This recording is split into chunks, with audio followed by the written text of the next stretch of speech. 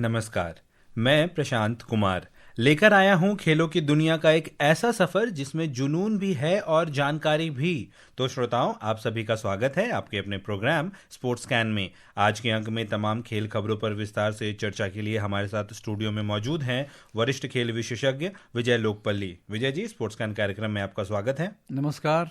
आइए सबसे पहले नजर डालते हैं अब तक की स्पोर्ट्स हेडलाइंस पर। भारत और दक्षिण अफ्रीका के बीच दूसरा T20 मुकाबला चंडीगढ़ में जारी। पंजाब क्रिकेट एसोसिएशन ने किया युवराज सिंह को सम्मानित। एशियन यूथ पैरा गेम्स में भारत के अब्दुल कादिर इंदौरी ने तैराकी स्पर्धा में 2 स्वर्ण पदक जीते। जर्मनी ने पुरुष हॉकी जूनियर विश्व कप का खिताब अपने नाम किया। भारत कांस्य पदक जीतने में कामयाब रहा।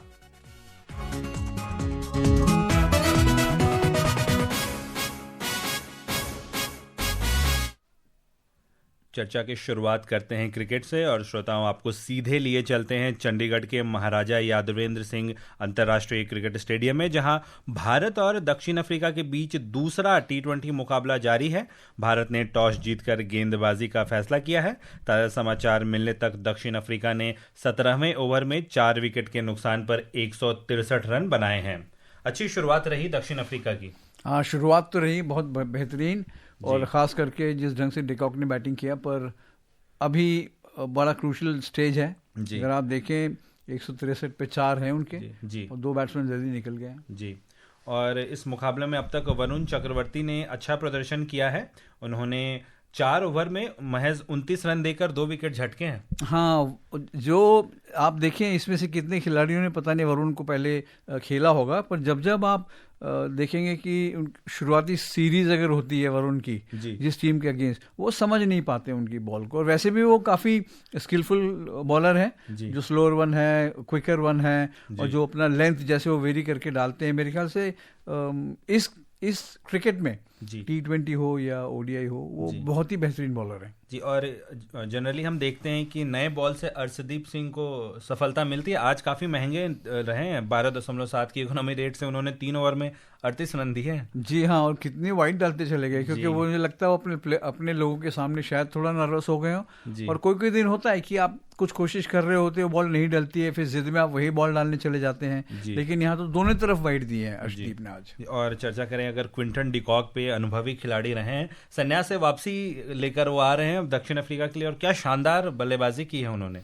क्विंटन डिकॉक अगर आप देखें, शायद हर शैली में अगर आप कोई भी फॉर्मेट हो, उनका अपना एक रुतबा है। और जैसे वो स्ट्रोक मेकर हैं T20 में तो बहुत ही बेहतरीन, क्योंकि ऑलमोस्ट हर शॉट खेलते हैं वो क्रिकेट का, इसलिए उनको रोक पाना भी बड़ा कठिन होता है जी। और अब तो लगभग दूसरे इनिंग में भारत की बल्लेबाजी आने ही वाली है 3 ओवर की समाप्ति के बाद, और ओपनिंग करते नजर आएंगे हमारे व्हाइट बॉल के कप्तान ODI के शुभमन गिल। इस फॉर्मेट में अब तक निरंतरता देखने को नहीं मिली है शुभमन गिल की।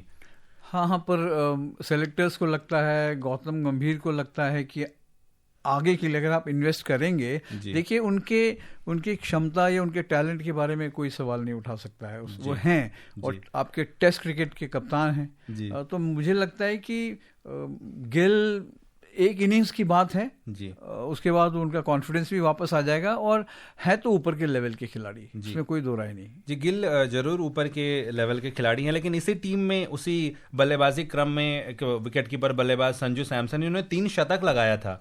उन्हें इस टीम में जरूर स्क्वाड में रखा गया है, लेकिन टीम में अभी मौका नहीं मिल रहा है उन्हें। हाँ, संजू सैमसन अभी नहीं, प्रशांत, अगर आपको याद हो, शुरू से अगर आप देखें, बहुत पहले उनको खेल जाना चाहिए था। राहुल द्रविड़ उनके लिए हमेशा बोलते थे, क्योंकि उन्हीं की टीम से खेलते थे IPL में। और बहुत ही, मैं कहूँगा, दुर्भाग्यपूर्ण है, जितना उनको खेलना चाहिए था उनको नहीं मिला, और ख़ास करके जब वो अच्छी फॉर्म में होते हैं तब उनको मौका नहीं मिलता, तो ये तो गलत बात है जी। और कप्तान सूर्य कुमार यादव की बात करें तो बेहतरीन कप्तानी की है जब से उनको सौंपा गया T20 विश्व कप में के बाद से कप्तानी, लेकिन बल्लेबाजी में स्ट्रगल करते नजर आ रहे हैं। पिछले 15 इनिंग्स में उनका औसत करीबन 17-18 का ही है, उतना खास प्रदर्शन है नहीं उनका। हाँ, जैसे उनकी गेम है, अगर आप देखें वो बड़ा चांस लेके खेलते हैं। पर आपने बात कही कप्तानी की, वो बहुत अच्छे कप्तान है। जो खिलाड़ी बड़ा कंफर्टेबल फील करता है, खास करके बॉलर जब वो मार खा रहा होता है, पिट रहा होता है, तो सबसे बढ़िया उनका दोस्त फील्ड पे होता है यादव, क्योंकि वो उनको बहुत प्रोत्साहन देता है। और ये मुझे उनकी क्वालिटी बहुत अच्छी लगती है कि वो अपना कभी भी कंसंट्रेशन नहीं खोते हैं और एकदम काम रहते हैं फील्ड पे। जी, और ऐसा ही काम रहकर कंसंट्रेट करके खेला करते थे युवराज सिंह, जिन्हें आज पंजाब एसोसिएशन ने सम्मानित किया है। पंजाब क्रिकेट एसोसिएशन ने चंडीगढ़ के नवनिर्मित स्टेडियम में एक स्टैंड का नाम युवराज सिंह के नाम पर करने की घोषणा की है। भारतीय दिग्गज खिलाड़ी को उनके जन्मदिन के ठीक एक दिन पहले इस सम्मान से नवाजा गया। सुनते हैं एक report. That's huge. That is a biggie. It's out of here. I think this is one of the biggest. Into orbit. It's still in there. We've lost it. There it is again. That's a biggie. Keep going. Yuvraj Singh का नाम भारतीय cricket के महानतम खिलाड़ियों में शुमार किया जाता है। पंजाब क्रिकेट एसोसिएशन ने न्यू चंडीगढ़ के मुल्लांपुर में नवनिर्मित महाराजा यादवेंद्र सिंह अंतर्राष्ट्रीय क्रिकेट स्टेडियम में एक स्टैंड का नाम युवराज सिंह के नाम पर करने की घोषणा की है। अंडर 19 विश्व कप विजेता टीम के सदस्य रहे युवराज ने वर्ष 2000 में सिर्फ 19 वर्ष की आयु में अंतर्राष्ट्रीय क्रिकेट में पदार्पण किया था। युवराज ने ऑस्ट्रेलिया के खिलाफ 80 गेंद पर 84 रन की ताबड़तोड़ पारी से अपने करियर का आगाज किया। वर्ष 2000 से 2017 के बीच उन्होंने 40 क्रिकेट टेस्ट में 3 शतक और 11 अर्धशतक की मदद से करीब 2000 रन बनाए। एक दिवसीय क्रिकेट में बाएं हाथ के हरफनमौला खिलाड़ी युवराज ने 304 मैच में 14 शतक और 52 अर्धशतक की मदद से 8701 रन बनाए और 111 विकेट भी लिए। वहीं 58 T20 मुकाबलों में 8 अर्धशतक की बदौलत 1177 रन और 28 विकेट युवराज के नाम पर दर्ज हैं। युवराज वनडे विश्व कप 2011 में 362 रन और 15 विकेट के साथ टूर्नामेंट के सर्वश्रेष्ठ खिलाड़ी रहे थे। कैंसर से जूझते हुए वनडे विश्व कप 2011 में देश के लिए डटे रहना और T20 विश्व कप 2007 में स्टुअर्ट ब्रॉड के एक ही ओवर में लगातार 6 छक्के लगाना युवराज के करियर की सबसे बड़ी उपलब्धि में से एक है। आईसीसी ने युवराज को T20 विश्व कप 2024 के लिए आइकॉन खिलाड़ी भी चुना था। युवराज ने 10 जून 2019 को क्रिकेट से संन्यास ले लिया था। Mukesh Kumar, sports can. Kingsmead on its feet. So is the commentary box. Last ball of the innings. And he's put it away. Oh, has he? Yes, into the crowd. 6 sixes in an over. Yuvraj Singh finishes things off in style. The first time it's happened in 2020. White ball के giant माने जाते हैं युवराज सिंह, और ये award जो उनको सम्मानित किया गया स्टैंड के नाम से, वो थॉरली डिजर्व करते थे। थॉरली डिजर्व करते हैं। आप सोचिए, रोलर स्केटिंग करते करते वो क्रिकेट खेलने लगे। उनकी इच्छा थी रोलर स्केटिंग चैंपियन बनने का, पर ठीक है, उनके फादर को लगा कि उनमें गुण हैं क्रिकेटर बनने के। और आप देखिए उनकी तरक्की, अगर आप उनसे आज भी पूछेंगे, व्हाइट बॉल के लिए जाने जाते हैं, 6 छक्कों के लिए जाने जाते हैं, वर्ल्ड कप जिताने के लिए जाने जाते हैं, लेकिन आज भी उनके मन में है कि मुझे और टेस्ट क्रिकेट खेलना था। जी।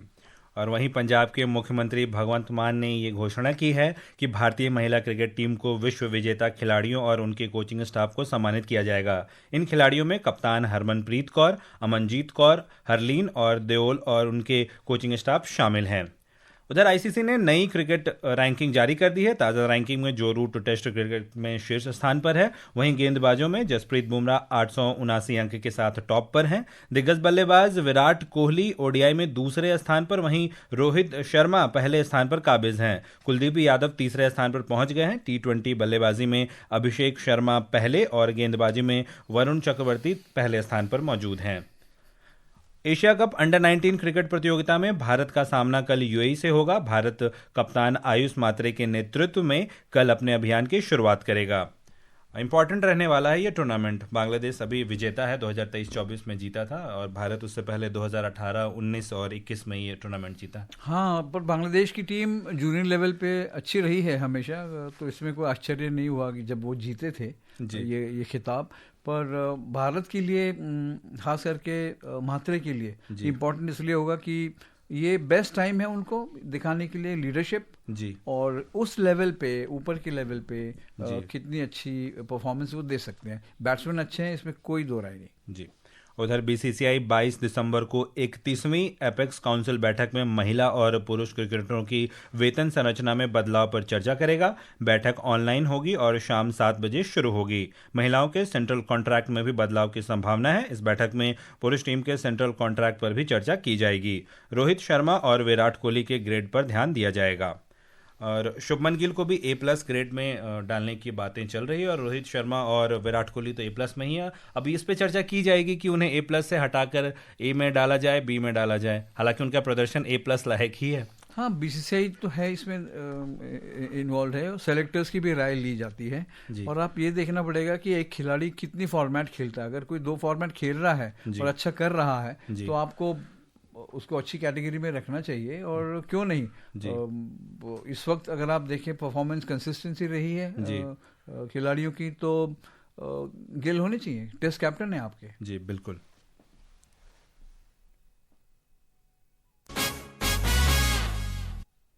एशियाई ताइक्वांडो चैंपियनशिप की कांस्य पदक विजेता रूपा बायर नवीनतम विश्व रैंकिंग में 8वें स्थान पर पहुंचने वाली भारत की पहली ताइक्वांडो खिलाड़ी बन गई हैं। अरुणाचल प्रदेश की 24 वर्षीय बायर ने 29 से 30 नवंबर तक ऑस्ट्रिया के इंसब्रुक में आयोजित किए गए विश्व ताइक्वांडो प्रेसिडेंट कप यूरोप में कांस्य पदक जीता था। चलते हैं एशियन यूथ पैरा गेम्स की ओर। दुबई में एशियन यूथ पैरा गेम्स में भारत के अब्दुल कादिर इंदौरी ने 50 मीटर बटरफ्लाई और 50 मीटर बैक स्ट्रोक तैराकी स्पर्धा में स्वर्ण पदक जीता। पैरालंपिक कमेटी ऑफ इंडिया ने बधाई देते हुए कहा कि यह भारत के लिए सुनहरा अवसर है। जबरदस्त प्रदर्शन रहा अब्दुल कादिर का, खास करके तैराकी में, क्योंकि वहाँ उसमें तो भारत ज़्यादा नाम नहीं कमाता है। हालांकि किसी ज़माने में एशियन लेवल पे भी मेडल्स मिले हैं, पर हमारे पैरा एथलीट तो आपको हमेशा उन पे गर्व ही होगा, क्योंकि जिस ढंग से उन्होंने परफॉर्मेंस किया है पिछले पेरिस से लेके, टोक्यो से लेके, ओलंपिक्स से लेके और पिछले पैरा गेम्स में जो दिल्ली में हुए थे world para games, I think वो बहुत ही बधाई के पात्र हैं। जी। चलते हैं हॉकी की ओर। जूनियर पुरुष हॉकी विश्व कप में जर्मनी ने बेहद रोमांचक फाइनल मुकाबले में कल स्पेन को शूटआउट में 3-2 से हराकर 8वीं बार खिताब जीत लिया। वहीं भारत ने अर्जेंटीना को 4-2 से हराकर कांस्य पदक अपने नाम किया। भारत ने कल अंतिम 11 मिनट में 4 गोल दागकर लगभग मैच ही अपने पाले में कर लिया। वो कर लिया क्योंकि श्रीजेश ने उनकी क्लास ले ली। आखिरी क्वार्टर था और उनको मालूम था कि मुश्किल हो जाएगा, और आप पिछले 2 एडिशंस में आपको कुछ नहीं मिला था, तो ये अच्छा चांस था। घर पे खेल रहे हैं आप, बहुत मेहनत की है श्रीजेश कोच ने, तो डिजर्विंग रिजल्ट। और जिस प्रकार से जर्मनी ने ये मुकाबला, करीबी हालांकि कांटेदार मुकाबला था, लेकिन 8 बार ये टूर्नामेंट जीता।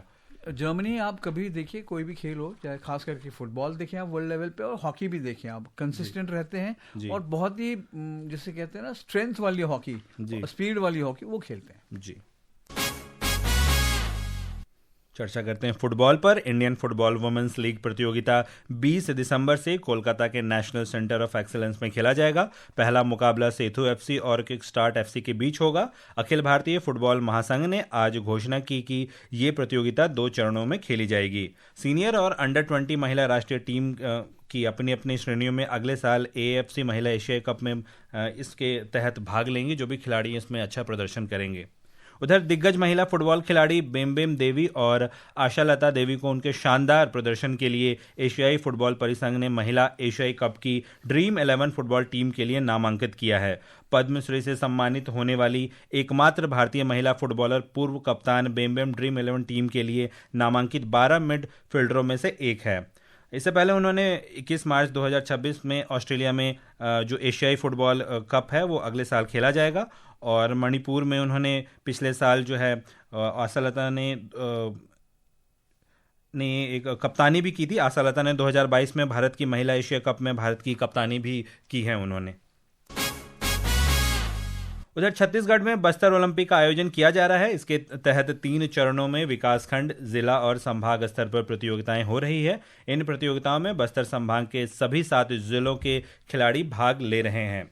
उधर भारत और दक्षिण अफ्रीका के बीच ताज़ा समाचार मिलने तक दक्षिण अफ्रीका ने 19 ओवर में 195 रन बना लिए हैं। 200 के करीब है दक्षिण अफ्रीका। पब्लिक के लिए अच्छा होगा, क्लोज मैच होगा। जी, उम्मीद करेंगे क्लोज मैच होगा और भारतीय मुकाबला भी जीतकर श्रृंखला में और बढ़त बनाएं, 2-0 की बढ़त बनाएं। और श्रोताओं, अब समय हो चला है आपसे विदा लेने का। कल फिर मिलेंगे कुछ और ताज़ा खेल खबरों के साथ। विजय जी, आप हमारे स्टूडियो में आए और तमाम खेल खबरों पर हमारे साथ चर्चा की, इसके लिए आपका धन्यवाद। धन्यवाद। और श्रोताओं, इसी के साथ स्पोर्ट्स कैन की पूरी टीम को अनुमति दीजिए। नमस्कार।